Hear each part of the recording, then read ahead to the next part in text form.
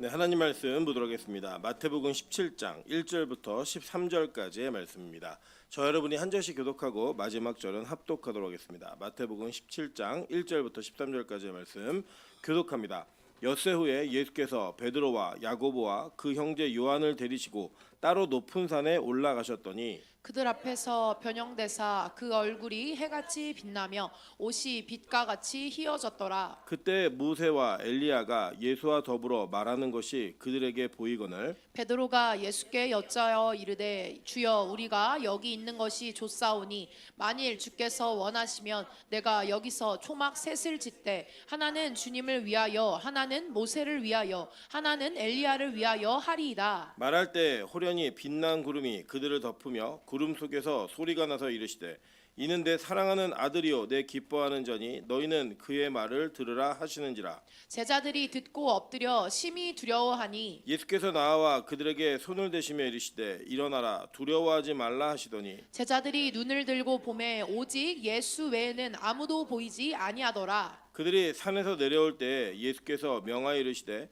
인자가 죽은 자 가운데서 살아나기 전에는 본 것을 아무에게도 이르지 말라 하시니 제자들이 물어 이르되 그러면 어찌하여 서기관들이 엘리야가 먼저 와야 하리리 하나이까? 예수께서 대답하여 이르시되 엘리야가 과연 먼저 와서 모든 일을 회복하리라. 내가 너희에게 말하노니 엘리야가 이미 왔으되 사람들이 알지 못하고 임의로 대우하였도다. 인자도 이와 같이 그들에게 고난을 받으리라 하시니라. 합독합니다. 그제서야 제자들이 예수께서 말씀하신 것이 세례 요한인 줄을 깨달으니라. 아멘. 네, 주변에 있는 분들에게 이렇게 한번 인사하겠습니다. 당신 옆자리에는 감격이 있습니다. 앞뒤로 인사하겠습니다. 당신 앞자리에는 뒷자리에는 감동이 있습니다. 네, 우리 빛가서금교회가 예배를 할 때마다 만나는 성도들과의 만남 그리고 하나님과의 만남에 감격과 감동이 있는 그런 교회 되기를 주님의 이름으로 축원합니다. 네, 오늘은 마태복음 17장 1절부터 13절까지의 말씀을 가지고 시청과 교육이라는 제목으로 하나님 말씀 증거하도록 하겠습니다. 우리가 이제 성경을 보다 보면 성경이 가지고 있는 아주 큰 분량 때문에 성경을 단편적으로 읽을 수밖에 없는 한계가 우리에게 여전히 있습니다. 그래서 특별히 설교는 이 성경 전체를 다 설교하는 경우에 거의 드물고 불가능합니다. 그래서 대부분이 특정한 장절을 선택을 하여서 그 장절이 가지고 있는 의미를 전달합니다. 제가 그 어렸을 적에 유년부 생활, 주일학교 생활 다 보내면서 성경을 배우는 그 단편적인 지식들이 스토리로만 배우고 그 스토리를 연이어 배우지 못하다 보니까 이 전체적인 내용이 무엇을 의미하는지 깨닫는 데는 참 오랜 시간이 걸렸던 것 같습니다. 목사임에도 불구하고.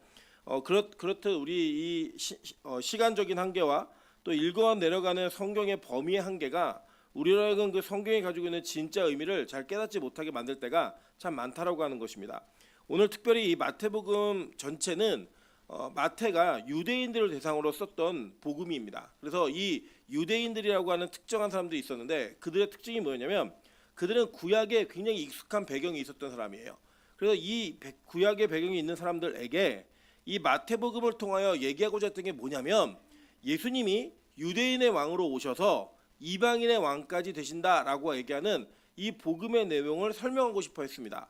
그래서 그는 반드시 구약에 예언되어진 메시아가 예수 그리스도다라고 하는 것을 정확하고 분명하게 증거해야 하는 그 목적을 가지고 이 성경을 써내려간 것은 확실합니다. 그래서 이 내용을 읽으실 때 단지 그냥 이 신약에 있는 이야기를 전체적인 내용의 근원과 모든 의미의 전부로 보시면 안 되고 신약에 있는 이야기가 어떻게 구약에 근거하여서 이야기하고 있는가 이거를 정확하게 살펴봐야 된다고 하는 것입니다.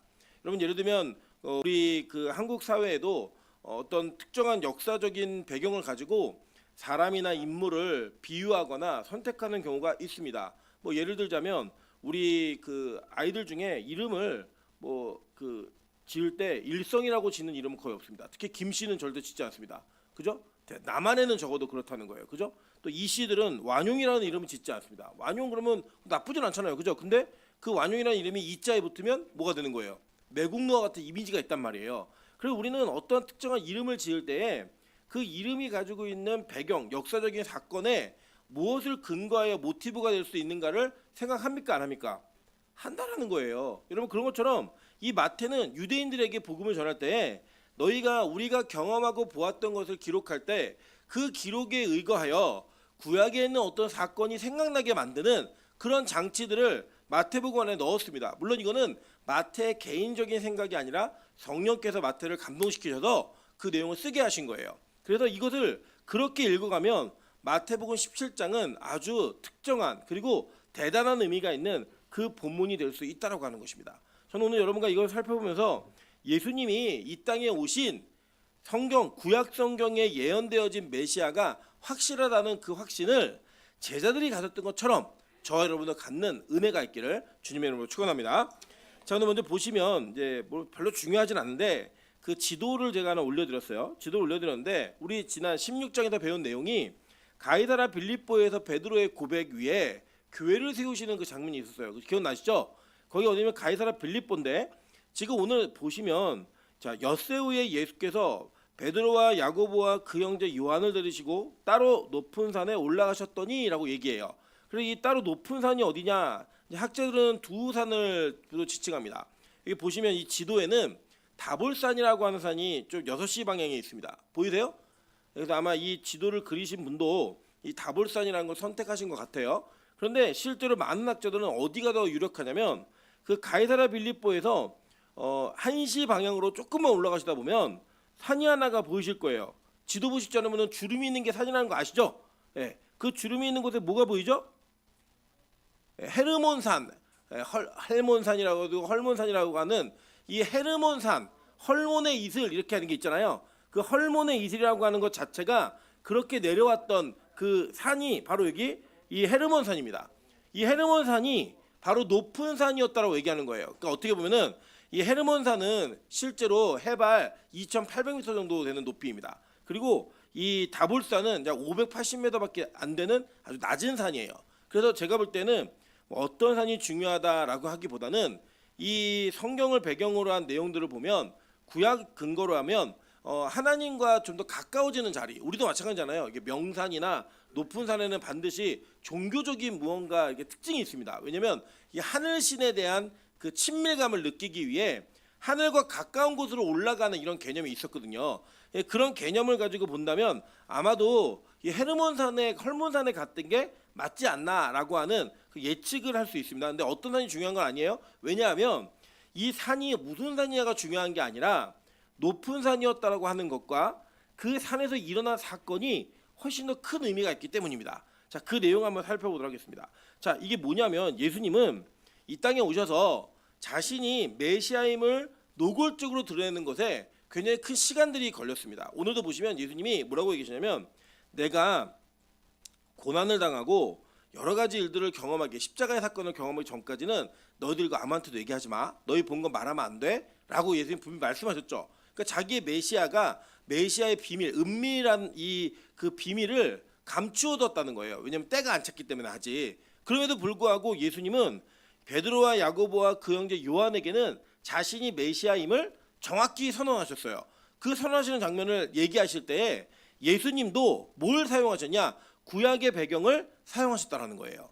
자, 그러면 오늘 저는 이 내용을 어떻게 여러분께 소개할 거냐면 이렇게 이해하시면 될 것 같아요. 특별히 이제 많은 학자들이 변화산이라고 얘기하는데 이 변화산에서의 사건이 구약의 무엇을 모티브하고 있느냐? 구약의 시내산을 모티브하고 있다는 거예요. 그리고 이 구약의 시내산의 사건과 변화산의 사건은 이렇게 오버랩돼 가지고 그냥 딱 포개지는 사건입니다. 그 내용이 어떻게 되어 있는 걸 살펴보면서 아, 진짜 예수님이 구약에 예언되어진 메시아가 맞구나라고 하는 그 확신을 제자들이 가졌던 것처럼 오늘 저와 여러분이 그 확신을 가지셔야 된다는 거예요. 그리고 이 성경은 여러분에게 어떤 특정한 윤리적 교훈이나 우리가 뭐 깨닫고 잘 성장해야겠다 이 정도의 개념을 주는 책이 아니라 이 성경 자체가 예수 그리스도가 우리를 구원하시는 하나님이시라는 것을 너무나 명쾌하게 소개하고 있다는 거예요. 그래서 그거를 경험하시고 발견하시는 게 성경을 읽는 목적이고 설교를 듣는 목적입니다. 오늘 저는 이 내용을 여러분과 함께 나누기 원합니다. 자, 먼저 이 산에 오르는 내용들을 한번 보도록 할게요. 자, 출애굽기 24장 16절입니다. 다 같이 한번 읽어보실까요? 자, 시작. 여호와의 영광이 시내산 위에 머무르고 구름이 엿새 동안 산을 가리더니 일곱째 날에 여호와께서 구름 가운데서 모세를 부르시니라. 자, 하나님께서 시내산에 도착한 이스라엘 백성 중에 모세를 산으로 불러 올리실 때 바로 불러 올리신 게 아니었죠. 그죠? 어떻게 불러 올리셨어요? 여기 보니까 시내산 위에 여호와의 영광이 머물렀다고 얘기했어요. 그럼 뭐예요? 이게 구름의 형상이었죠. 구름의 형상으로 머무르고 그 구름이 엿새 동안 산을 가렸어요. 그죠? 그런 다음에 일곱째 날에 불러 올린 거예요. 모세야 올라와라. 7일 걸린 겁니다. 7일째 되는 날. 근데 오늘 성경을 보시면 17절에 뭐라고 얘기했어요? 17장 1절에 시작이 뭐예요? 엿새 후에라고 얘기한단 말이에요. 그리고 이 엿새 후 그러면 이 전에 있는 사건은 뭐예요? 가이사라 빌립보에서 이 베드로가 신앙을 고백하고 주는 그리스도시요 살아계신 하나님의 아들이십니다 라는 고백을 한 이후 엿새 후예요. 그럼 그 고백으로 또 며칠이 채워진 거예요? 그럼 7일이 채워진 거죠. 그죠? 그러니까 의도적으로 예수님은 이 7일이라고 하는 시간을 채워서 올라가시더라는 거예요. 그런데 보세요. 이게 이제 이따가 또 보겠지만 이 병행 구절이 있는데 마가복음에서는 이 내용을 조금 다르게 설명해요. 근데 그 배경을 어떻게 이해하시면 되냐면 마태는 누구에게 쓴 거라고요? 유대인들에게 쓴 성경이에요. 그래서 마태는 유대인들의 시간 계산법으로 이걸 씁니다. 그러니까 지금도 보면은 저희 아버지 어머니 세대는 생일을 어떻게 지키시냐면 다 음력으로 지키세요. 그래갖고 자식들이 이거 지키기가 알아채기 너무 힘들어요. 그래서 양력 기준으로 생신 축하합니다라고 얘기하면 한 달 뒤다 이놈아 맨날 이렇게 얘기하시는 그 구박을 받는데 이 저희 세대에는 생일을 음력으로 쓰는 사람이 없습니다.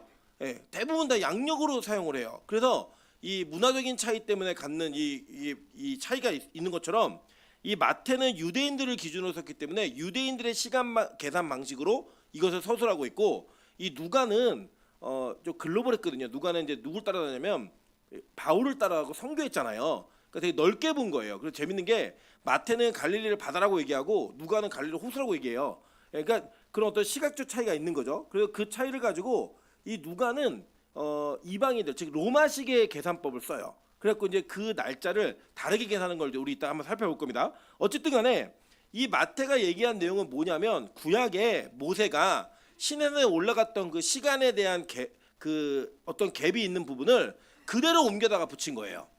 그래서 이 마태가 예수님이 일주일 7일을 채워도 교회의 고백이 있는지 그리스도시 살아계신 하나님의 아들이십니다라고는 그리스도에 대한 고백이 있는 그 7일째가 차는 날 어떻게 하신 거예요? 산으로 올라가셨다라고 얘기하는 겁니다. 자, 그러면 계속 볼게요. 어떤 일이 있었나? 이게 무슨 걸 의미하냐면 창세기 2장 1절부터 3절이에요. 천지와 만물이 다 이루어지니라. 하나님이 그가 하시던 일을 일곱째 날에 마치시니 그가 하시던 모든 일을 그치고 일곱째 날에 안식하시니라. 하나님이 그 일곱째 날을 복되게 하사 거룩하게 하셨으니 이는 하나님이 그 창조하시며 만드시던 모든 일을 마치시고 그날에 뭐 하셨어요? 안식하셨음이니라 라고 얘기하는 거예요. 자, 보세요. 첫 번째 안식은 원래 토요일이었잖아요. 근데 이 안식이 인간의 죄로 인해 안식이 깨어졌습니다. 이 깨어진 안식을 회복시키겠다라는 하나님의 예언과 하나님의 그 구약의 약속이 어떻게 우리에게 전달되고 있냐면 할례로 전달되고 있어요. 여러분 보세요. 안식이 깨어진 자에게 온 저주가 뭐였어요? 생명에 수환이 생긴 거죠. 수명이 생겼어요. 그래서 죽게 되었단 말입니다. 그러니까 안식의 깨어짐은 인간의 죽음으로 결과를 가져왔어요. 그런데 이 죽음이라는 결과를 회복하려면 안식이 회복돼야 되는 거죠. 그러니까 그 회복이 어떻게 이루어지느냐? 예수님이 안식 후 첫날 뭐 하셨어요? 부활을 하시면서 새로운 안식을 창조하신 거예요. 그리고 원래 안식일은 토요일인데 안식 후 첫날이 뭐예요? 주일이 돼버린 거예요. 그래서 이 구약의 안식의 개념이 신약에서는 주일로 옮겨지는 겁니다. 왜요? 새 창조와 새로운 안식을 얘기하는 거라고요. 그래서 예수님은 구약의 안식의 개념을 완성하시는 그 완성으로서 이 신약의 안식이었던 주일과 교두보 역할을 하는 그 고리가 있어야 되는 거예요. 이해돼서 무슨 말인지? 그러니까 구약의 안식일을 지키고 받아야 되는 그 일들을 지금 예수님은 변화산이라고 하는 그 위대한 사건을 이루어 가시면서 구약의 안식의 완성을 이루어 가시는 것을 보여주고 있는 거라고요. 즉 제자들에게. 그걸 보이시는 장면 속에서 그 안식의 거룩함과 그 7일째 되는 날, 그 일곱째 날을 채우시는 그 채우심으로 나오는 겁니다. 그래서 보세요. 예수님이 이 땅에서 안식에 대한 개념을 많이 얘기하셨어요. 자, 마태복음 12장 8절입니다. 인자는 안식일의 주인이라 하시니라. 안식일의 주인이라고 얘기하시면서 어떻게 들어가는 거냐면 예수님이 안식 후 첫날 부활하시고 또 안식 후 첫날에 제자들에게 나타나셔가지고 뭐 하시는지 아세요? 제자들이 막 무서워가지고 문 닫아놓고 숨어 있는데 그 문 닫아놓은 그 집에 툭 나타나셔가지고 뭐라고 첫 마디가 뭐였어요? 너 평안하냐? 샬롬이었다고요. 이 샬롬과 샤바트는 어근이 같아요. 이게 안식의 개념과 그리고 샬롬 평안의 개념, 이 두 가지의 개념이 예수님께서 이 안식을 회복시키시는 것을 정확하게 보여주고 있는 사건이라는 거예요. 그러니까 나는 안식일의 주인이야. 그래서 그 주인이 이 땅에 오셔서 하신 일이 뭐였어요? 안식일에 의도적으로 병자들과 죽은 자들을 살리시는 이런 일들을 강행하시면서 이 안식의 진짜 의미가 무엇인가, 너희들의 깨어짐과 너희들의 죄로 인한 그 결핍의 문제가 어떻게 회복되어지는가를 계속 보여주셨잖아요. 그 보여주는 것들을 통하여 완전히 그걸 이루신 다음에 평안하냐라고 하는 샬롬을 선포하시더라는 거예요. 여러분, 그렇게 이 예수님은 안식에 대한 내용으로 그 사역이 온전하게 회복되는 것을 보여줬다는 겁니다. 자, 계속 볼게요. 마태복음 16장 21절 그리고 28절입니다. 우리 전에 읽은 거예요. 그 이때로부터 예수 그리스도께서 자기가 예루살렘에 올라가 장로들과 대제사장들과 서기관들에게 많은 고난을 받고 죽임을 당하고 제3일에 살아나야 할 것을 제자들에게 비로소 나타내시니 이렇게 얘기했어요. 그럼 뭐냐면 예수님이 그냥 교회의 영광만을 보여주신 게 아니라 내가 반석 베드로 위에 교회를 세우겠다라고 얘기하시고 자기의 사역이 무엇인지를 정확히 얘기하셨습니다. 나 여기에 죽으러 왔어. 나 십자가 지러 왔고 죄의 문제를 해결하러 왔어. 그리고 그 죄의 문제를 해결하는 방식이 죽은 이후에 3일 만에 부활하는 요나의 표적이야 라고 얘기했단 말이에요. 여러분, 그러니까 예수 믿으면서 이 땅에서 잘 먹고 잘 살고 부자가 되려고 생각하는 건 성경을 잘못 이해하는 거라고요. 예수님이 이 땅에 오셔서 하신 목적 자체가 내가 이 죄의 문제를 해결하기 위해 여기에 왔고 그 죄의 문제가 해결되는 것을 통하여 나의 인생의 어떤 목적과 사역이 무엇인지를 정확하고 분명하게 얘기하셨다는 거예요. 28절에 보니까 이렇게 얘기합니다. 진실로 너희에게 이르노니 여기 서 있는 사람 중에 죽기 전에 인자가 그 왕권을 가지고 오는 것을 볼 자들도 있느니라 라고 얘기했습니다. 여러분, 이게 잘못 이해하면 그 제자들이 원래 예수님이 자기들 살아계실 때 오실 줄 알았던 거예요. 그런데 이 말씀은 바로 이 17장에서 성취가 되는 겁니다. 뭐냐면 그 왕권이 뭔가, 그 왕의 역할이 무엇인가를 정확하게 설명하고 있는 걸 여러분 보시면 돼요. 자, 그래서 예수님이요 누굴 데리고 올라가냐면 여기에 베드로와 요한과 야고보를 데리고 올라가요. 이 사람들이 누구냐면 교회의 대표입니다. 여러분, 이 교회의 대표라고 얘기하면 마치 교회에서 뭔가 탁월하고 특별한 사람들하고 이해하시기 쉬운데 사실 그건 아니었어요. 왜냐하면 여러분 잘 보세요. 베드로는 예수님에게 십자가 지지 말라고 얘기했죠.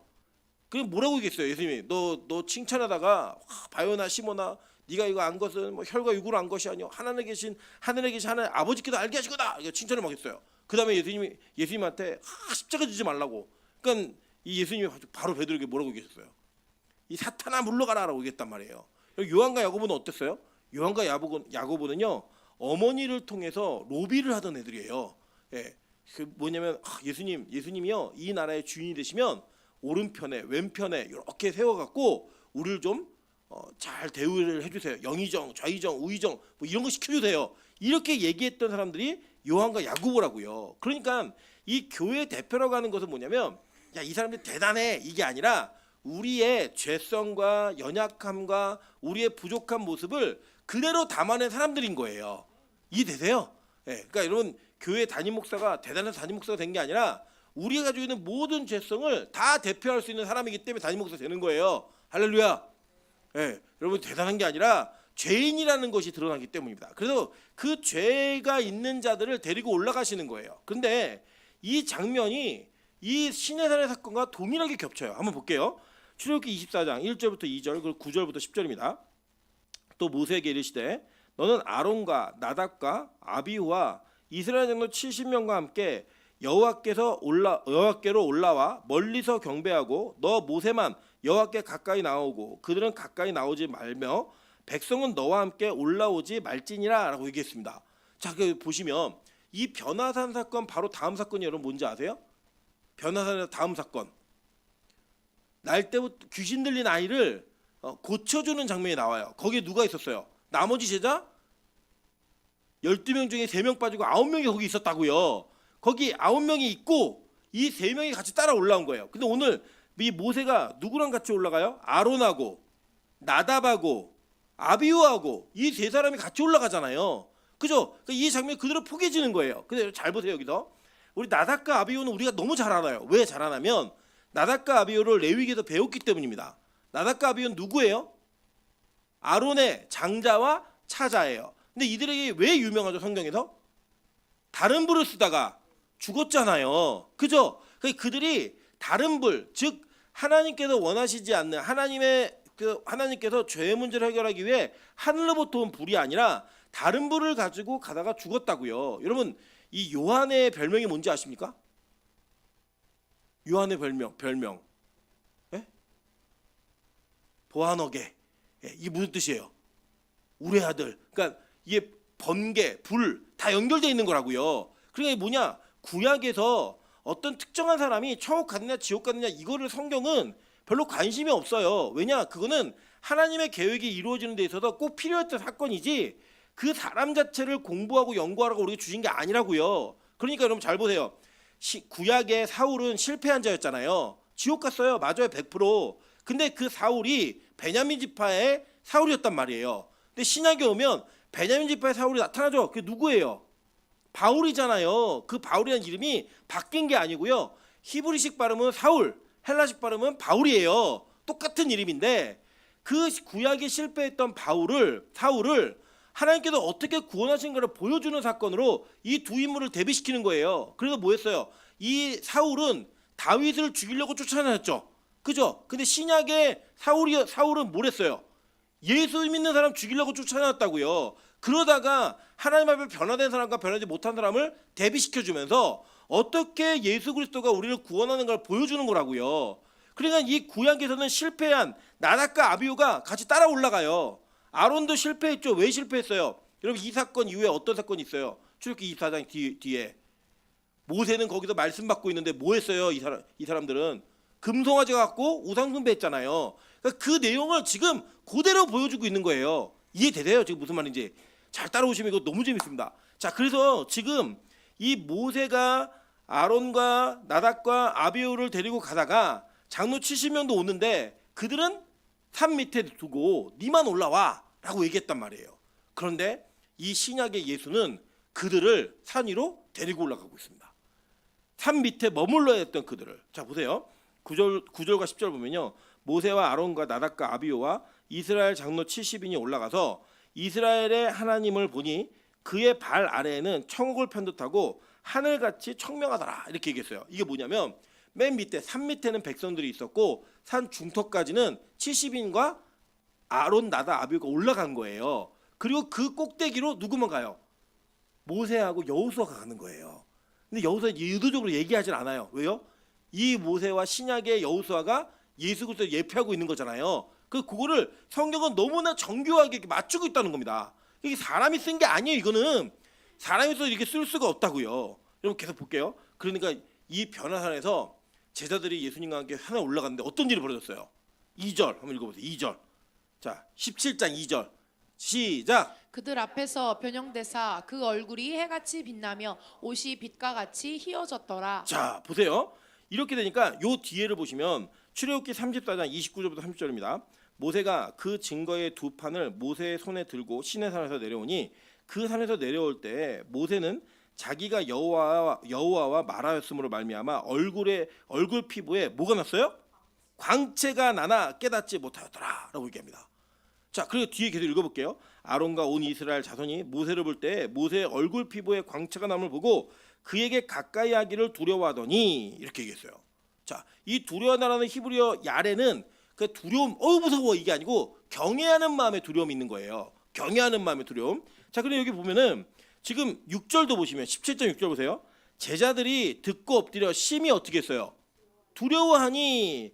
이 헬라어가 포베오마이라는 단어인데 이 단어도 똑같이 야레랑 같은 의미예요.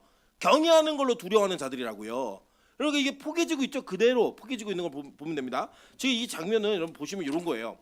지금 제자들이 뭔가를 경험하고 있는데 그 경험하는 게 자신들이 알고 있는 지식과 연결이 되어 있는 거예요. 뭔 말인지 이해되세요? 내가 알고 있는 지식과 연결이 되어 있는 거라고요. 그럼 내가 이전에 구약에 있는 사건들을 얘네들 외웠잖아요. 모세오경을 외우고 있는데 그 외우고 있었던 장면 중에 모세의 얼굴에 빛과 광채가 나는 것을 이미 그들 알았어요, 몰랐어요? 알았다고요. 알고 있는데 자신과 함께 올라간 그 예수의 얼굴이 해같이 빛나는 그 모습으로 바뀌어지는 걸 눈앞에서 보고 있는 거예요. 그냥. 여러분 예를 들어 볼게요. 아주 재밌는 예지만 만약에 예를 들어서 우리 그 박씨 집안 또 아들이 없네요. 예. 우리 박매영 권사님의 집안에 어떤 남자가 아이를 낳았는데 알을 낳은 거예요. 알을. 여러분 뭔지 아세요? 이게 무슨 의미인지 아세요? 우리 외국 사람들이 이거 뭐야 닭이야 이런데 우리는 다 알아요. 뭐죠? 박혁거세의 후손이구나. 이거 아는 거예요. 그럼 우리는 물론 놀라겠죠. 알을 낳았대? 큰일 났네? 이렇게 얘기하겠지만 그 알을 낳았다라고 하는 사실을 듣는 순간에 우리는 뭘 떠올려요? 박혁거세를 떠올린다는 거예요.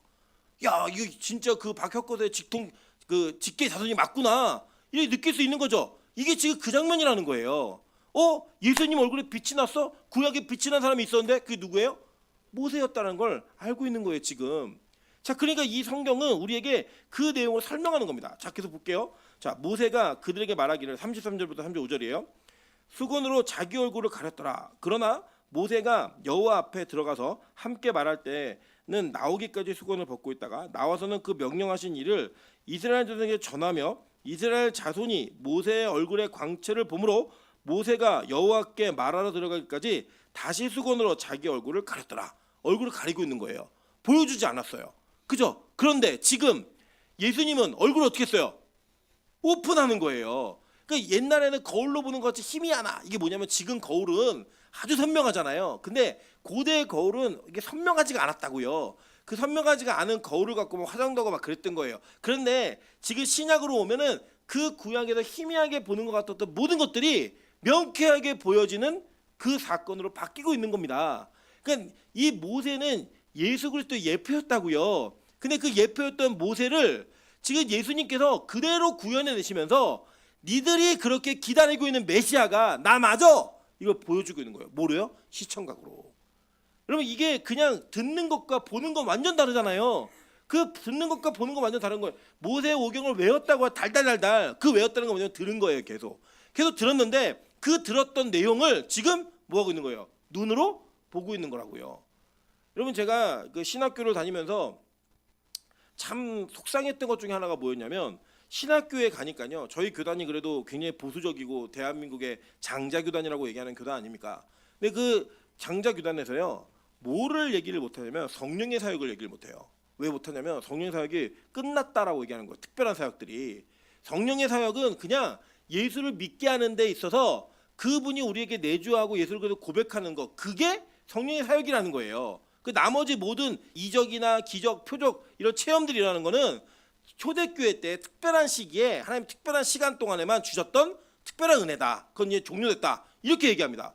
근데 저는 제가 신학교 가기 전부터 저는 그런 성령의 사역을 많이 경험했거든요. 심지어는 저희 교단에는요. 신학교에 가면요. 방언도 잘못했다고 얘기하는 교수님들 계세요. 실제로. 그거 아니라고. 근데 저는 저희 아내도 여기 있지만 저희 아내는 방언을 받기 싫어했거든요. 막 이상하다고. 근데 그걸 너무 사모하니까 자기도 모르게 저는 그 느낌을 잘 몰라요. 보톡스를 입술에 맞은 것 같은 느낌이 막 있어가지고 자기 말을 하는 게 그 말이 방언으로 터지는 이런 역사를 실제로 경험했단 말이에요. 근데 경험한 성도들이 신학교에 가면요. 놀라는 거예요. 충격이 있는 거예요. 아니라니까. 왜 그럴까요?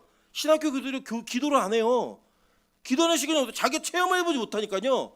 체험하지 않은 사실에 대해서 부정할 수가 없으니까 부정하고 체험하지 않았으니까 체험한 사람들을 부정하는 거예요. 나는 모르니까. 나는 해보지 않았으니까. 그 뭐예요? 그거 아니야. 끝난 거야. 이렇게 얘기합니다. 근데 실제 현장에는 어때요? 병 고친 사람은 있어요. 저도 경험해봤고 실제로 많이 봤고요. 진짜 내일 수술할자 나보던 사람이 잡아놓은 사람이 찬양하다가 다 고쳐지는 거 전 봤어요. 눈으로. 전 귀머거리가 듣는 것도 봤다니까요. 여러분 우리 이경성 선생님 그 간증 한번 들어보세요. 재밌는 일 진짜 많아요. 죽었다가 살아나는 경험도 하셨지만 뭐 병 나은 사건, 귀신 쫓아내는 사건 뭐 별의별 사건들이 다 있습니다. 그런데 그거를 누군 몰라요? 교수들은 몰라요. 그런 일 해보지 않았으니까. 제가 뭐 신학교 교수님 다 싸잡아 비판하는 건 아니지만 그 전체 교육 풍조가 그렇다는 거예요. 그 진짜 영적 싸움 이거 몰라요. 그러니까 신학생들도요 뜨거운 마음으로 신학교를 갔다가 그 뜨거운 마음이 다 식어져요. 그리고 여러분 제가 되게 재밌는 얘기 들었는데 저희 때만 해도요 신학교에 산에 뒷동산에 밤이 되면 막 주여 삼차하고 막 방언으로 기도하고 이런 동기들이 진짜 많았습니다. 진짜 많았는데요. 우리 이광수 선생님한테 얘기 들어보니까 그 기도 소리가 들리는 그 기숙사가요 제일 나쁜 기숙사로 찍혔대요. 그냥 학교에서 아무도 안 들어가는 맨 마지막에 어쩔 수 없이 밀려 들어가는 그런 대로 돼버렸다는 거예요. 왜요? 그렇게 가르치니까요 기독교의 영성이 사라지는 거예요. 기독교의 체험이 사라지는 거예요. 여러분 기독교는요 진리의 종교가 맞아요. 근데 그 진리가 이론적이고 머리에 남는 그 지식이 아니라 체험되어져서 우리를 통과하는 진리라고요. 그 통과하는 진리가 없으면 여러분도 동일합니다.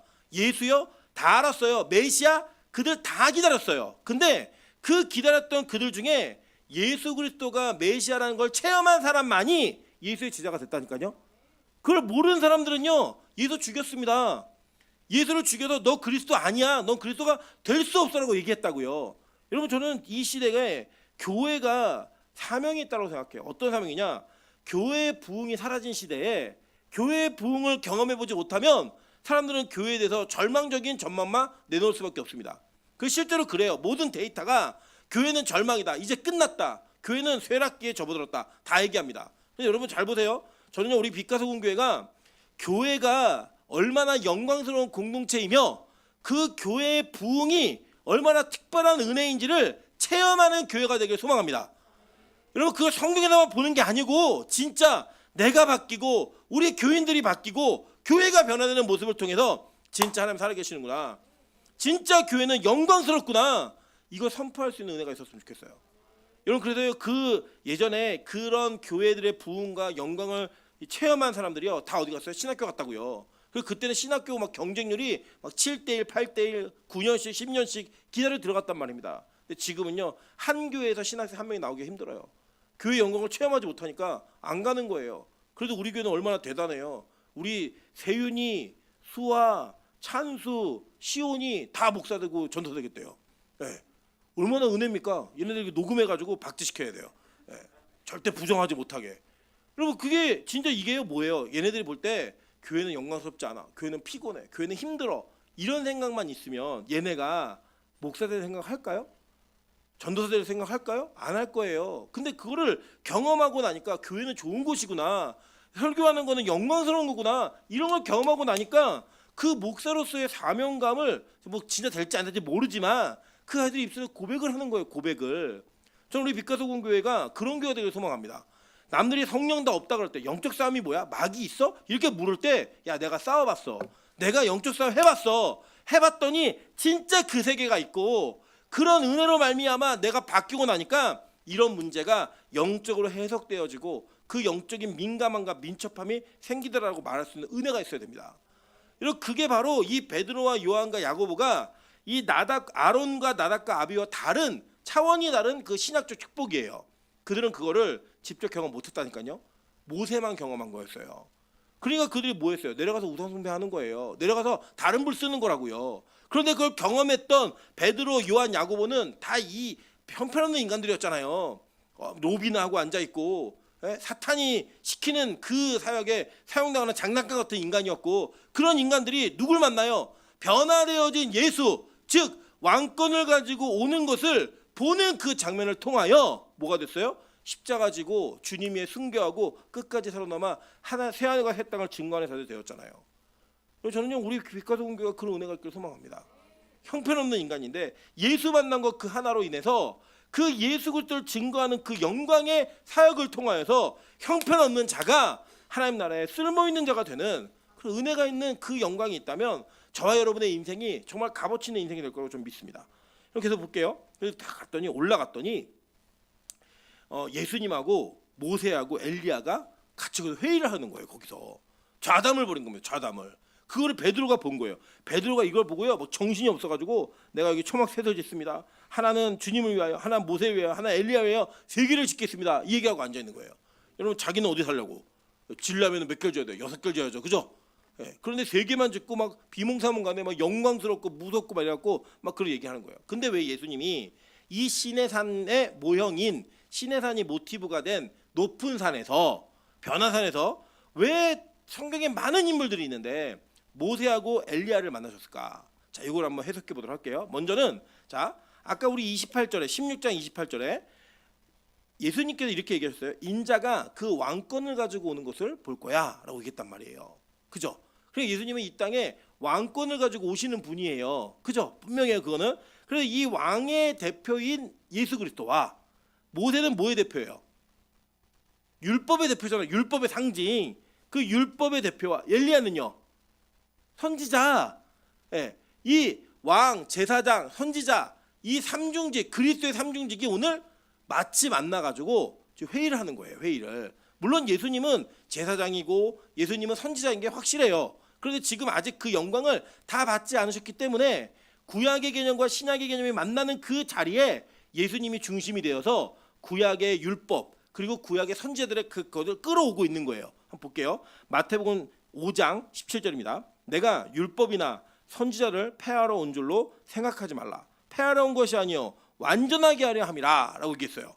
그죠? 율법과 선지자, 율법의 대표인 모세, 선지자의 대표인 엘리야, 이를 만남으로써 그 구약에 선언되어진 예언이 오늘 완전해지는 완성을 눈으로 보고 있는 거예요.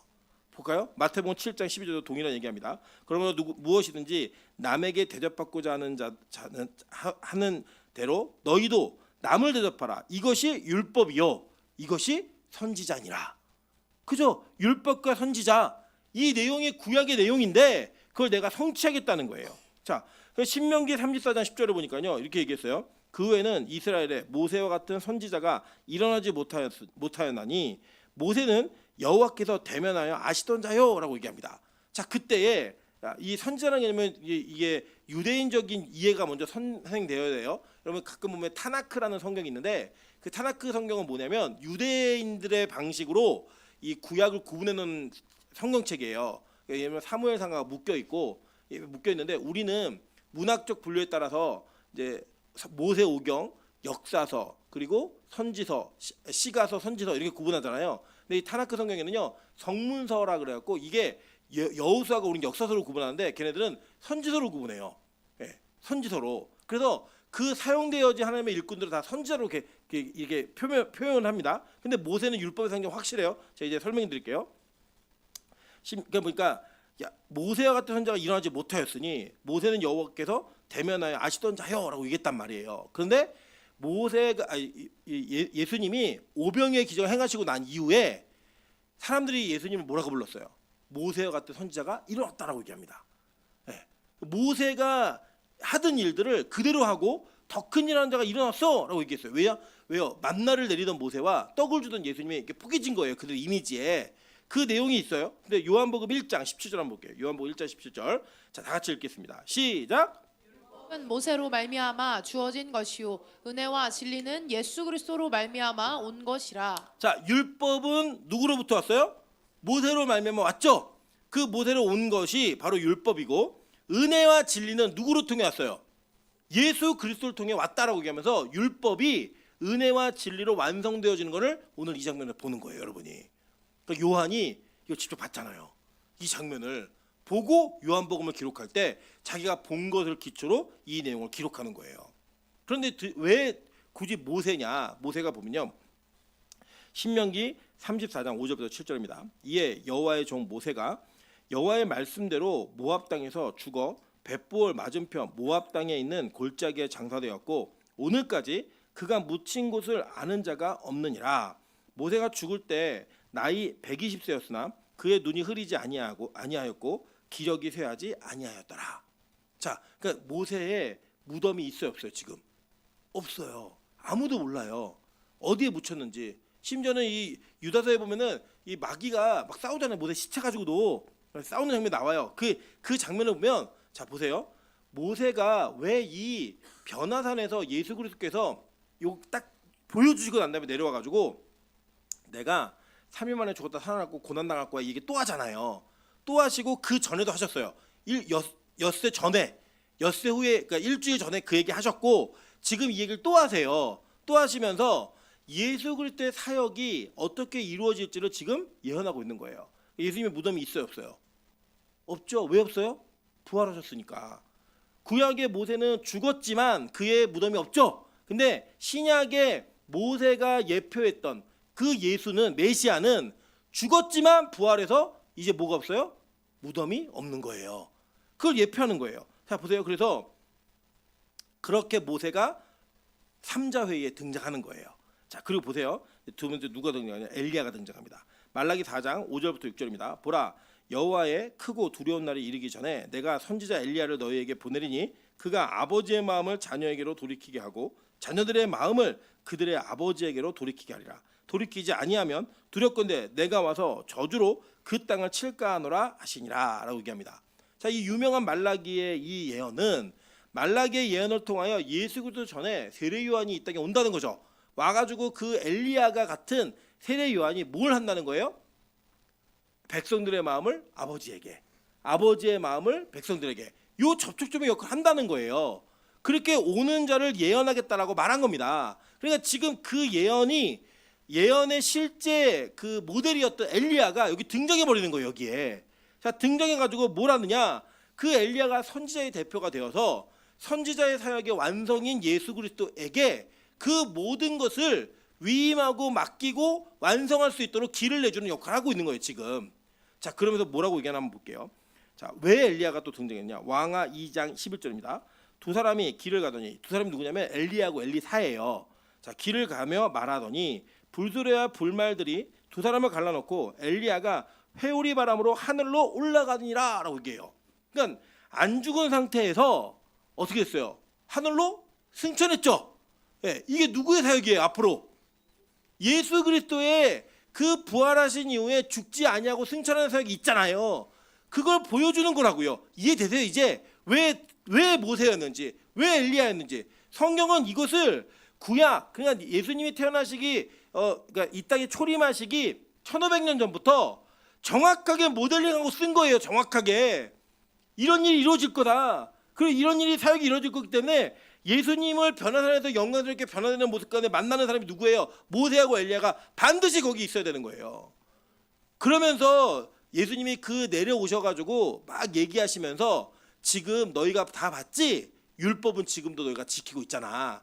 그리고 엘리야인 세례 요한이 이 땅에 왔어. 그리고 내가 누구겠니? 얘기해 주는 거라고요. 지금 여러분 너무 이게 감격스럽지 않습니까? 그러니까 이게 지금 누가 깨닫는 거냐? 이 모든 제자들이 이걸 보고 처음에 몰랐어요. 이게 뭐지? 말하지 말하니까 말하지 않고 있다가 나중에 예수님이 죽으시고 부활하시고 승천하신 이후에 제자들에게 막 얘기해 준 거예요.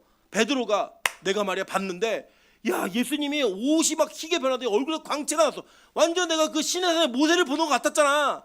이걸 얘기하면서 엘리야도 봤고 내가 거기서 여기 모세도 보고 예수님도 봤다. 그 변화되는 모습을 막 얘기하니까요. 제자들 그걸 들으면서 이것 봐라. 이거는 분명히 구약에 예언된 것이 성취되는 걸 보여주는 거네. 그리고 그 마태가 듣고 그걸 쓴 거라고요. 그 기록한 거라고. 얼마나 멋있어요 이게. 여러분 그게 여기서 끝나는 게 아니라고요. 보세요. 고린도전서 15장 51절과 52절입니다. 보라 내가 너에게 비밀을 말하노니 우리가 다 잠잘 것이 아니요 마지막 나팔의 순식간에 호련히 다 변화되리니 나팔 소리가 나매 죽은 자들이 썩지 아니할 것으로 다시 살아나고 우리도 변화되리라. 예수님 바뀌신 것처럼 우리도 그렇게 바뀌어진다는 거예요. 할렐루야. 데살로니가전서 4장 16절부터 18절입니다. 주께서 호령과 천사장의 소리와 하나님의 나팔 소리로 친히 하늘로부터 강림하시리니 그리스도 안에서 죽은 자들이 먼저 일어나고 그 후에 우리가 살아남은 자들도 그들과 함께 구름 속으로 끌려 올려 공중에서 주를 영접하게 하시리니 그리하여 우리가 항상 주와 함께 있으리라. 그러므로 이러한 말로 서로 위로하라. 그렇게 얘기하고 있는 거예요. 여러분 그래서 예수님이 지금 모세하고 엘리야를 만나가지고 거기서 회의하시면서 앞으로 이런 일이 벌어질 거야. 그리고 이 백성들이 그렇게 구원받을 거야라고 보여줬던 모든 이야기가 그 믿음의 장면을 시청각으로 봤던 제자들의 입술을 통해 전달이 되었고 그 전달된 내용을 바울이 듣고 믿어서 우리에게 고린도전서와 데살로니가전서를 통해 설명해주고 있는 거예요. 교회에게. 제가 어저께인가 그저께 유튜브에서 쇼츠를 보다가 배우 엄정화 씨가 새롭게 하소서에 나왔고 간증하는 모습을 봤어요. 근데 뭐 얘기를 하는데 뭐 이게 뭐 사람들이 막 자기 전도하고 교회는 다니는데 자기 천국이 안 믿어지더래요. 천국이 그렇게 천국이 안 믿어지는데 어느 날 자기가 잠을 자고 있는데 자기가 어떤 공원 같은 데 이렇게 막 이게 있는데 갑자기 목소리가 들리더래요. 너 마귀가 어디 있는지 알아? 그랬더니 귀신 사탄이 어디 있는지 알아? 했더니 여기도 있고 저기도 있고 막 이렇게 있다는 걸 자기가 대답을 하더래요. 자기가 그냥 이 귀신들이 있으면 그러면 예수님 믿은 사람들은 어디에 있을까? 아, 천국에 있어야겠구나. 자기가 자다가 그 꿈을 꾸고 벌떡 일어나서 그래 천국 있네. 그걸 믿게 됐다라는 거예요. 그러면 우리가 어떤 방식으로든 예수 그리스도를 영접하고 그 영접한 믿음이 우리 안에 자리 잡으면 그 객관적 믿음은 여러분을 구원하는 믿음으로 끌고 올라가요. 그런데 그 객관적 믿음이 주관적으로 인정될 때까지는 그런 갈등과 고민과 궁금증들이 있다고요. 있는데 오늘 이 궁금이 있었던 제자들에게 예수님이 이걸 보여주고 있는 거예요. 여러분 베드로가 예수님 믿었어요, 안 믿었어요? 이미 믿었어요. 16장에 주는 그리스도시요 메시아요 살아계신 하나님의 아들이십니다 라고 했던 베드로는 믿음이 있는 사람이었다고요. 근데 그 믿음은 자기가 공부하고 연구해서 안 믿음이 아니에요. 하늘로부터 쏟아진 믿음이에요. 그 쏟아진 믿음이 내 안에 있었지만 그는 여전히 예수님 십자가 지면 안 됐다고요. 아, 십자가 지면 안 돼요. 예수님 그런 일은 절대 벌어질 수 없습니다. 그렇게 얘기해서 사탄이라는 그 혼이 났던 이 베드로가 오늘 이 영광스러운 장면을 눈으로 목도하고 있는 거예요. 그 영광스러운 목도하면서 그가 뭘 믿었을까요? 그가 새하늘과 새 땅 그 천국을 믿기 시작하는 거예요. 그럼 베드로가요 원래 십자가에 거꾸로 못 박혀 죽는 그런 사람이 아니었습니다. 그 사람이 아니었다고요. 이 사람은 예수를 부인하고 예수를 모른다고 맹세하고 저주하고 도망갔던 사람이었어요. 그 도망갔던 자가 이러한 사건들과 경험들이 그의 인생에 누적이 되니까 그 누적되어진 그 사건을 통해 그 객관적 믿음이 주관적 믿음으로 바뀌어지게 된 거예요. 뭐 때문에요? 이런 시청과 교육 때문에. 여러분 그래서 여러분 진짜 기도하는 현장과 기도하는 자리와 여러분 예배하는 자리에 반드시 있으셔야만 합니다. 그게 경험돼야지만 내 믿음이 그 온전한 믿음으로 자리 잡는 거예요. 그래서 이 성경의 이야기를 통해 우리는 이 제자들이 보고 기록한 것을 또 한 번 간접적으로 경험하는 거예요. 그 경험을 통하여 예언된 메시아임을 알리시는 예수 그리스도의 그 사역 속에 우리의 영혼이 동참하고 이 베드로와 요한과 야고보와 같은 그 형편없는 인간들이 예수를 만나 변화되었던 것처럼 우리도 그렇게 변화되는 꿈을 꾸는 거예요. 여러분 보세요. 이 예수님께서요 이 내용을 이 땅에 오셔서 자기가 오병이어 기적도 행하고 병도 고치고 무리를 걷는 기적도 하고 다 보여줬어요. 근데요 그 본 거를요 심지어는 깨닫지도 못해요. 제자들이. 그때 예수님이요 깨닫지 못하는 자들에게 나타나서 부활하신 몸으로 나타나서 그걸 해석해 주셨어요. 한번 볼게요. 자, 누가복음 24장 25절부터 27절입니다. 이르시되 미련하고 선지자들이 말한 모든 것을 마음에 더디 믿는 자들이요 그리스도가 이런 고난을 받고 자기의 영광에 들어갈 것이 아니냐 하시고 이에 모세와 모든 선지자의 글로 시작하여 모든 성경에 쓴 바 자기에 관한 것을 자세히 설명하시니라. 여러분 예수님이 AS를 어떻게 주셨는지 아세요? 믿음의 AS를 야 너희들 그렇게 봤는데도 모르니? 내가 부활한 것도 내가 다시 살아나는 걸 봤으면서도 너네 그거 아직 깨닫지 못하겠니? 그러면서 성경으로 설명해 주신 거예요. 성경으로. 여러분 그래서 기독교는요 체험만 가지는 종교는 아니에요. 체험이 우리에게 분명히 있어야 되지만 그 체험이 여러분의 믿음을 확고하고 견고하게 뿌리내리게 못한다는 겁니다. 그럼 뭐가 필요해요? 반드시 성경을 통해 확인하는 게 필요하다고요. 그리고 여러분 예수님이 성경 설명해 준 거예요. 뭘 설명해 줬어요? 여기 보니까 모세와 모든 선지자의 글, 그죠? 등장하잖아요. 그대로. 그리고 설명 들은 거예요. 우리 교회 설교 들으면 처음에 여러분 다 그랬어요. 아유 나 복잡해서 모르겠어. 난 뭐 이게 뭔지 모르겠어. 자, 아직도 기억나요. 우리 나정희 권사님이 같이 식사하시면 뭐라냐면 자기 야곱 뭐 베드로 뭐 이게 요한 이사 뭐 이게 헷갈리다는 거예요. 이런 거 잘 모르겠다는 거예요. 근데요 권사님이 오랜 시간 동안 성경 공부를 들으시면서 요새는 말씀이 들리신다는 거예요. 그 들리는 말씀을 통해 믿음을 가지게 되었다는 이야기를 하시는 걸 보면서 처음에 뭐라고 하냐면 자기 복잡하다는 거 싫은 거예요. 복잡한 게 싫다는 거예요. 우리 다 그랬잖아요. 어렵고 힘들고 그냥 예수 믿고 잘 된다는 얘기 듣고 그냥 복 받는 얘기 듣고 뭔가 기도하면 집안이 평안하다는 얘기 듣고 이런 거 좋아했던 우리들에게 진짜 진리의 말씀이 들어오니까 예수가 성경이 말하는 예수가 나에게 메시아로 믿어지기 시작했고 그 은혜가 감격적으로 드러나는 거 아니에요? 여러분 제가 어제도 우리 이웃 나라 분들과 같이 성경 공부를 했습니다. 성공했는데 사실은 이웃 나라의 특정한 지역에서 이게 성경 공부하는 게 들켜가지고 막 그분들 끌려가서 막 맞고 막 이런 거를 본 거예요. 그러니까 그 전체를 주관하는 리더가 이거 들키면 우리도 들키면 안 된다. 다른 공동체가 들켜서 그러니까 중지하자. 구정 때까지 중지하자. 딱 그랬는데요. 한쪽에서 뭐라고 얘기냐면 우리가 끌려가서 맞아도 맞을 테니까 계속 성경 공부하게 해달라고. 제가 나중에 후 얘기를 들어보니까요. 이분들은 그 나라의 교회는 교회가 굉장히 율법적인 거예요. 율법적이어서 뭘 해라 마라 한 걸로 내 믿음이 확인되고 안 한 것 때문에 내 믿음이 흔들리는 그런 수준의 믿음을 갖고 있다가 구약에 예수가 있다는 거에 그들이 너무나 큰 충격을 받은 거예요. 진짜? 구약에 메시아가 있어? 구약에 예수가 나온다고? 그 이야기를 들으면서 그 감격이 막 꼽혀서 막 어떻게 할지 모르는데 지금 왜 성경 공부를 멈춰? 내가 가서 끌려가서 매맞더라도 내가 맞을 테니까 성경 공부하게 해달라고. 여러분 어떤 이들은 구약에 메시아가 있다라는 그 이야기를 그 감격으로 내가 매맞아도 내가 맞을 테니까 그거 듣게 해달라고 얘기하는데 우리는 그 얘기가 풍성히 들려도 그걸 깨닫지 못해요. 그게 귀한지도 몰라요. 제가 마지막에 그 전체 공동체 리더께서 기도하시는 걸 중국어로 막 기도를 하시는데 다른 나라 말로 막 기도를 하시는데 이제 모르잖아요. 모르니까 챗 GPT를 켜놓고 음성 인식을 딱 시켰어요. 거기에 그분이 막 말하는 게 딱 찍히더라고요. 글자로. 번역을 딱 눌렀는데 제가 이 기도를 보고 너무 많이 울었어요. 왜 울었냐? 이렇게 기도합니다. 성경 끝나고 난 다음에 얘기한 건데 주님께서는 마지막 성전과 평안을 회복하시려 합니다.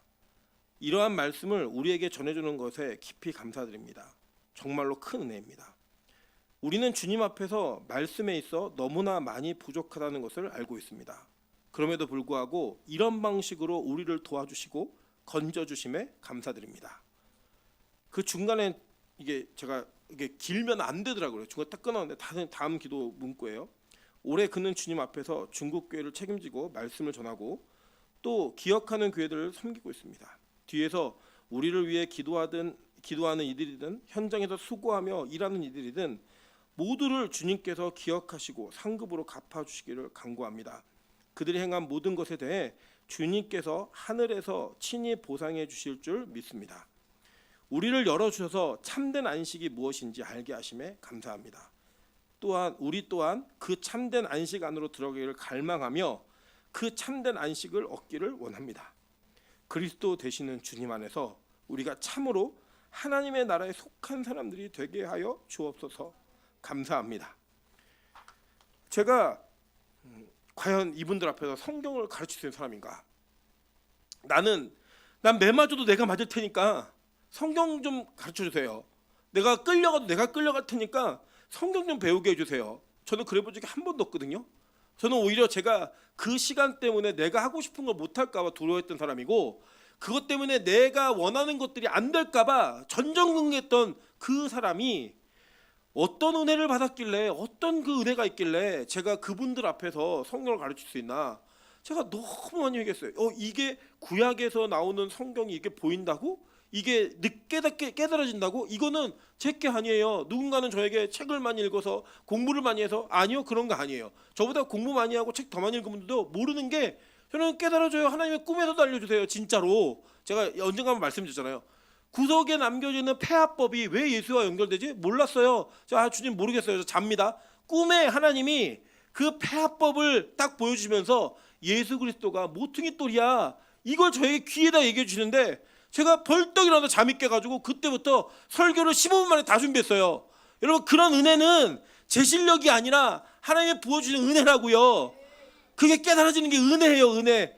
제가 할 수 있는 게 아니라 여러분 그게 빛가서군 교회 안에 그래도 부족한 베드로와 요한이나 야고보 같은 쓸모없는 저 같은 인간을 통해 저의 입술을 통해 선포된다는 그게 저는 너무 감격인 거예요. 너무 감격해서 제가 어제 설교 중에서 정말 많이 울었어요. 하나님 이게 진짜 저에게 있는 이 복이 얼마나 큰 복인지 제가 금요일 날도 우리 이경선 선생님 오셔서 말씀을 전해주시면서 그 말씀을 받은 자들의 복을 이야기하실 때에 빛가수 공교회가 그런 교회라고 얘기하시고, 저랑 개인적으로 식사를 나누시면서 목사님 제가 이런 말씀을 준비하는데 진짜 임철 목사님 이 복을 다 받은 사람입니다. 제가 그 얘기 들을 때 저는 세상에서 집중하고 사람들이 주목하는 목사는 아니지만 와 진짜 내가 복 받은 사람이구나, 내가 진짜 이 복의 주인공이구나, 이게 느껴지는 거예요. 그래서 제가 얼마나 감격스럽고 은혜였는지 저는 감당할 수가 없었습니다. 여러분 근데요, 저는요 이 복이 우리 빛가수 공교회에 같이 나눠주길 원해요. 이게 깨달아지는 은혜가 있길 소망합니다. 저 너무 감사한 건 뭔지 아세요? 제가 우리 이강사님하고도 얘기했지만 우리 교회에서 구약을 통해 예수를 전하는 걸 여러분이 같이 믿고 듣고 있다는 게 전 너무 영광스러운 거예요. 다른 교회 이렇게 못해요. 우리 김민정 간사가 그 얘기 하더라고요. 다른 교회 자기가 벤치마킹 하려고 다른 교회 주일학교 들어가 봤더니 다 주일학교 그런 얘기를 해요. 형하고 싸우지 마요. 누나 엄마 아빠 말도 잘 들으세요. 서로 사랑하세요. 뭐 심부름 잘하세요. 뭐 이런 이야기가 다 유초등부 설교인 거예요. 근데 우리 아이들 뭐 배우는지 아세요? 오늘 휘장 배워요. 휘장. 성막 안에 휘장이 무슨 역할을 했는지, 그 전주에는 등잔을 배웠어요. 그 등잔이 어떻게 예수 그리스도와 연결되는지 그거를 배우는 주일학교가 대한민국 어디 있겠습니까? 여러분 이게 우리 교회에 주신 복이라고요. 복. 누가 잘해서가 아니라 하나님이 그걸 깨닫게 하시고 느껴지게 하시고 동의되게 하시고 그걸 고백할 수 있게 하시는 건 진짜 복이라고요. 여러분 저는 요한과 베드로와 야고보만 복받은 인간이 아니라 우리도 복받은 인간이라고 저는 믿습니다.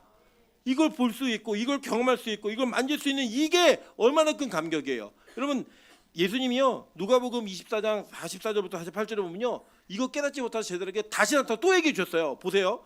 또 이르시되 내가 너희와 함께 있을 때 너희에게 말한 바 곧 모세의 율법과 선지자의 글과 시편의 나를 가리켜 기록된 모든 것이 이루어져야 하리라 한 이 말이 이것이라 하시고, 이에 그들의 마음을 열어 성경을 깨닫게 하시고 또 이르시되 이같이 그리스도가 고난을 받고 제3일에 죽은 자 가운데서 살아날 것과 또 그의 이름으로 죄사함을 받게 하는 회개가 예루살렘에서 시작하여 모든 족속에게 전파될 것이 기록되었으니 너희는 이 모든 일의 증인이라. 아멘. 우리 이승재 강사님이 이런 얘기 하시더라고요. 자기가 예수를 그러니까 신학교 가기 전에 구약과 모든 성경을 예수로 전해야 된다는 그 말을 듣고 제가 그렇게 하고 싶었대요. 근데 신학교에 가서 이런 게 있다고 얘기했더니 아무도 관심이 없더래요. 아무도 관심이 없어서 이거 아닌가 보다. 그리고 내려놨던데 어느 날 이윤 사모님을 통해 우리 교회 공고를 봤는데 그리스도 주님의 설교한다는 얘기를 듣고 자기가 이 교회를 무조건 가봐야겠다. 이 목사님을 무조건 만나봐야겠다. 그래서 우리 교회 온 거예요. 원래 우리 교회 부임하려고 온 게 아니었어요. 그때 당시에는. 가보자. 와서 물은 질문이 뭐냐면 성경을 다른 사람은 다 이렇게 해석하는데 왜 이렇게 해석하시는 게 무슨 걸 해석하시나요? 그걸 묻고요. 우리 교회 설교를 몇 편을 듣고 왔대요.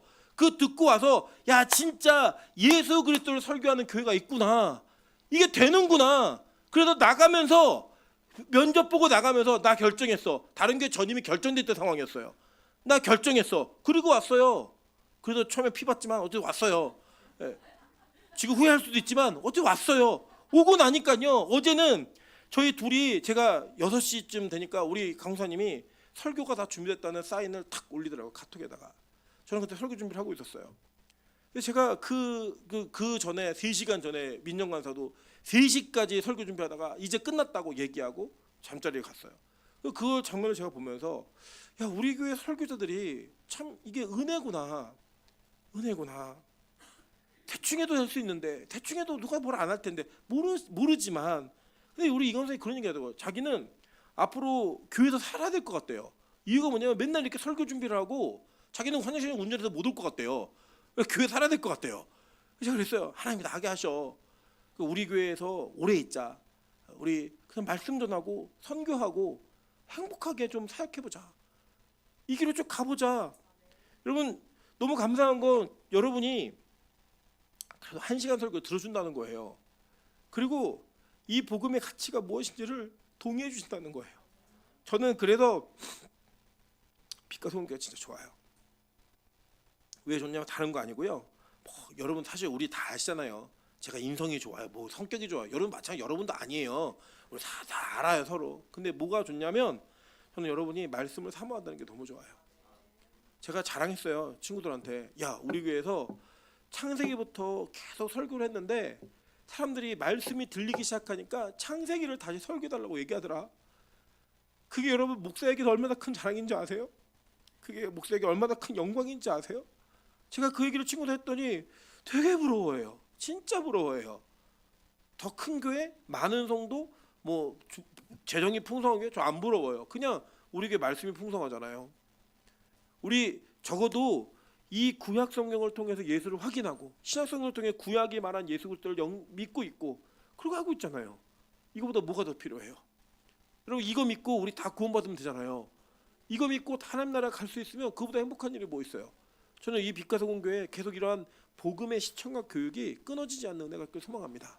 체험되어지고 말씀이 만져지고 말씀이 경험되어지고 그 경험되어진 말씀이 진리로 내내 뿌리 내림으로 말미암아 하나님 이 땅에 무엇과도 바꿀 수 없는 그 무엇과도 견줄 수 없는 위대한 영광스러운 예수 그리스도의 그 이름이 나에게 고백되어지고 제자들과 동일한 믿음을 통하여 우리가 주님 다시 오시는 그날에 새하늘과 새 땅에 하나님 빛과 소금 교회 정말 많은 성도가 주님 앞에 섭니다.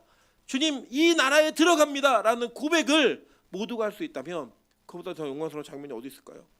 저 우리 빛과 소금 교회가 그런 은혜를 경험하기를 소망합니다. 그렇게 일어날 때 그렇게 걸어갈 때 하나님은 이 교회를 통해 일하실 거고 이 복음이 전해지는 그 이웃 나라에도 동일한 은혜가 있어서 이 복음이 전해지는 곳마다 성령이 말하는 예수 그리스도를 고백하고 함께 주님 앞에 서는 은혜가 있는 많은 성도들이 우리랑 정말 많은 차원의 그 인구가 있고 많은 그 교인들이 있잖아요. 교회들이 있고 그 교회들이 이 말씀을 경험하고 이 복음을 체험할 수 있다면 이거보다 영광스러운 일이 어디 있겠어요? 여러분 그런 은혜가 우리를 통해 일어난다면 조금 더 기도하시고 조금 더 헌신하시고 조금 더 희생하셔서 이 복음의 통로가 계속 열릴 수 있는 그 영광스러운 교회가 되기를 주님의 이름으로 축원합니다. 같이 한번 찬양으로 기도하며 나아가도록 하겠습니다.